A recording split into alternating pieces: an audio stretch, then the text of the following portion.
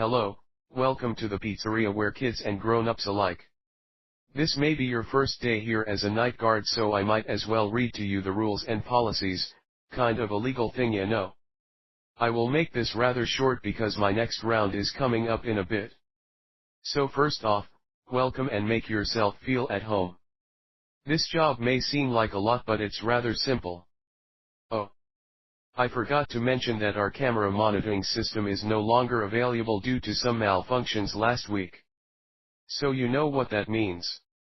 You have to constantly monitor the place, make sure nothing's out of place, and keep everything intact.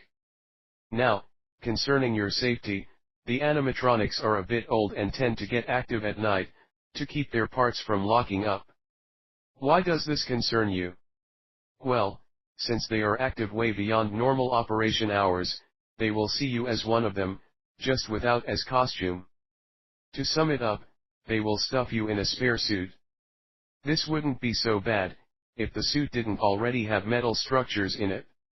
You are pretty much sentenced to death. Now I know that may sound cruel, but it's really not what it may seem. To avoid death, simply avoid close contact with them as soon as possible. I heard they get more aggressive as the nights go. Well, we'll just see.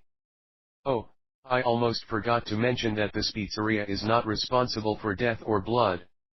Just thought I'd put that out there, you know. Well, have fun, this night should be a breeze. I will update you tomorrow.